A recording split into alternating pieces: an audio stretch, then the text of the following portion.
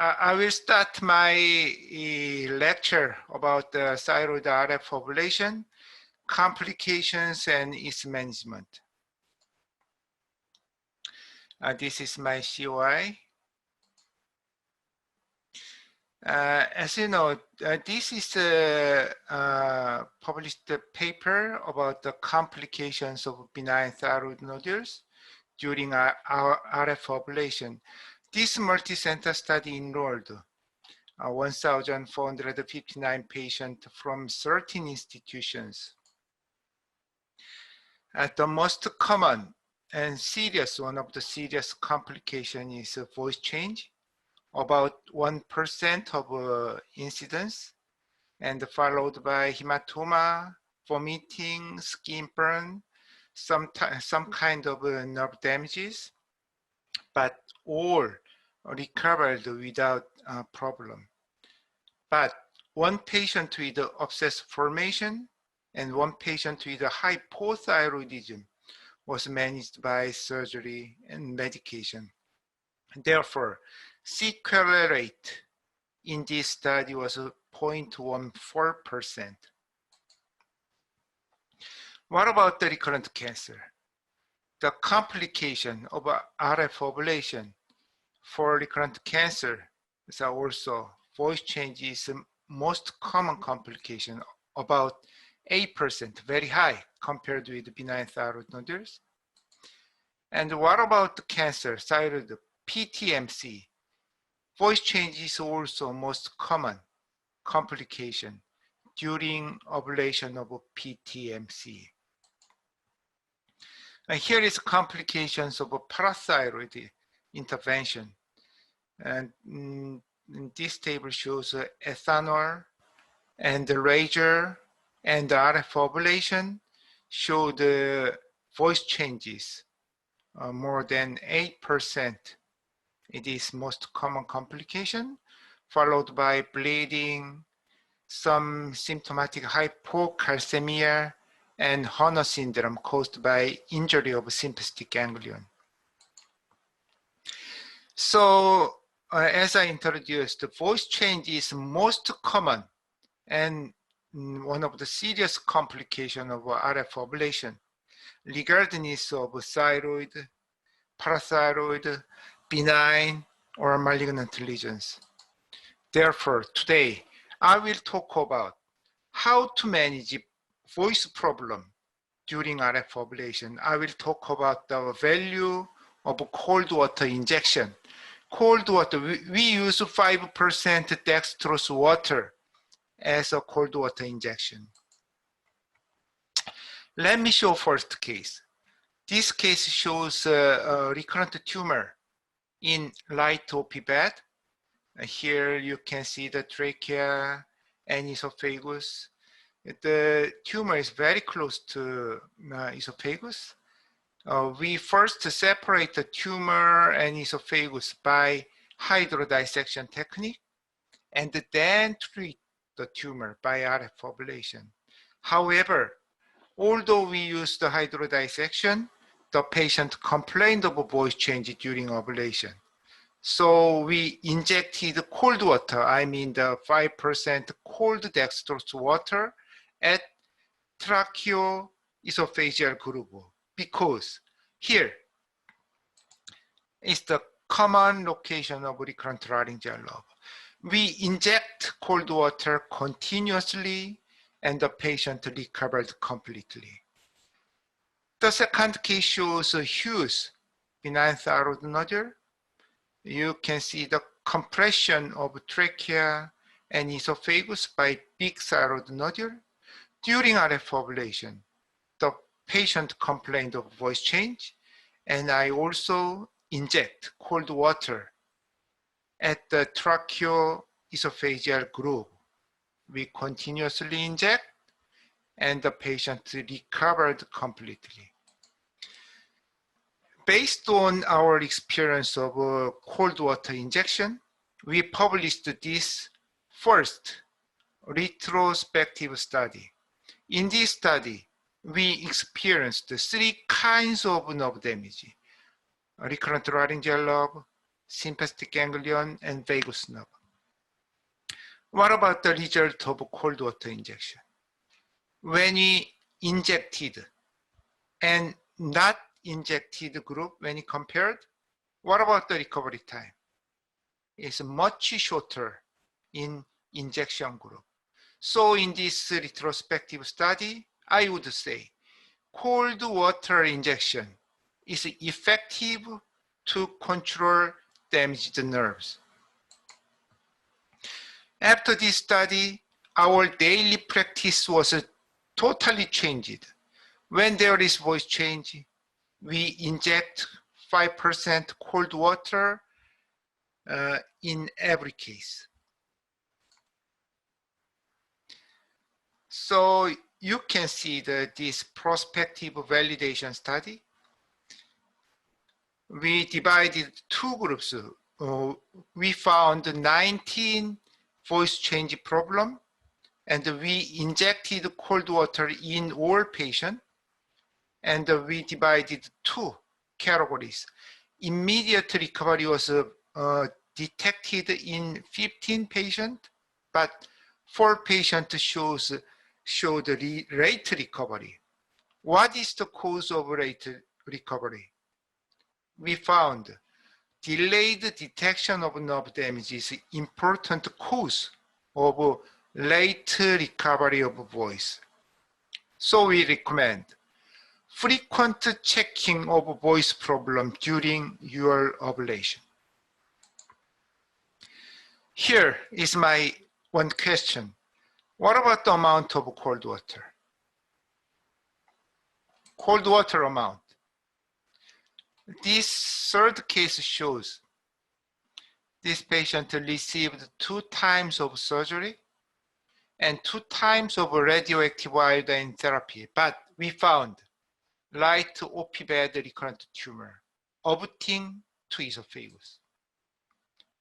You can see the esophagus here and speculated tumor.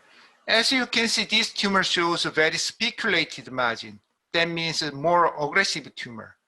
So we separate the tumor and the esophagus by hydrodissection and then treat wide ablation. You can see the wide ablation zone that cause voice change. So I injected more than 300 cc of cold water in tracheoesophageal group like this. The patient recovered voice problem. So we recommend inject cold water as much as possible until recovery of nerve symptoms. And our guidelines suggest local anesthesia rather than general anesthesia or sedation to check nerve damage symptom during RF ablation. Please remember, local anesthesia would be safe. So this is our protocol. During daily practice of RF ablation, we check voice problem frequently. And when there is voice change, we immediately inject cold water as much as possible until recovery of symptom. And finally, we inject 1 or 2 ampules of steroid around the nerve. This is our protocol. Thank you very much for your attention. Dr. Yang asked me the temperature of the cold water. The cold water we used not room temperature, around 0 to 4 Celsius degree, very cold water. It's dextrose water, yes. Follow this question. Can we use other water such as normal saline to inject it? Can we? Yes, but as we know, dextrose water is more safe Then normal Okay. saline, yeah, because Okay.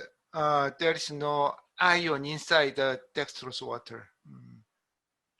And now they have another question is, do Dr. Baek re-aspirate the injected water or not? Dr. Baek? No, I remain because it has a function, continuous function around the nerve. I And remain. I think, yeah, sorry. No. You. Yeah, and Dr. Baek just told us to try to inject as much as dextrose water until recover of the symptom. So it comes to another question is that if we inject too much the dextrose water, do you think it will compress the airway or not? Airway? Airway compression to the airway, the trachea. No. That's no problem. Yes. No problem because the injected water continuously drain along the neck structures. Okay, I think the usually anatomy of the neck is very smooth unless they have accept any treatment might lead to the adhesion. So the normal dextrose water, even we inject a lot of water, the water would flow out to other area and that would not cause a compression. I think maybe this reason, right, Dr. Baek? Yes. And this. And some question might repeat, and Dr. Baek have already answered that. And another important question is that, Dr. Baek, do you plan to press the needle for cold water prior to abrasion to avoid abrasion hemping needle placement? Yeah, no. We simply prepare the needle and the cold water just beside my devices, and if there is a voice problem, we prepare and inject immediately. Yeah. We use a hydrodissection technique. As we know, we use a hydrodissection technique during RF ablation, but we do not use too much water because too much water disturb our RF ablation procedure. That is why voice change is induced although we use a hydrodissection during ablation. Okay. I see most of the audience might focus on how much the water we should inject it. So one audience asked Dr. Baek that if the symptom is persist, even we inject a lot, how large of the amount of water you inject until now during your own procedure? Yes, we inject until nerve symptom improve. Even more than 300? Even more than 300? Yeah, more than 300. Yes, 300 is one of the largest volume I injected. Okay. So another audience asks that once the patient's voice has recovered, should we continue to do the ablation or stop? Yes, yeah. I sometimes continue ablation. That is why I use dextrose water rather than normal saline. So how fast? Because a lot of audience might ask, when should we stop inject the cold water? And I think it will relate it to the amount of water injected. So the following question is how fast we inject the cold water? Bolus injection. Bolus injection? Yes, as fast as possible. So for example, if you want to inject 300 milliliter water, how fast should we inject? all of? Because I usually use the 21 gauge needle, 21 gauge, and Yes. we inject bolus injection. We use Okay, okay. bolus injection. So I think Dr. Baek, this is a question that raised a lot of questions. So In my, I will answer for one question, and there are two questions about the complication of injected fluid. They asked any kind of infection, inflammation, or abscess formation after injection of cold water. There is no experience.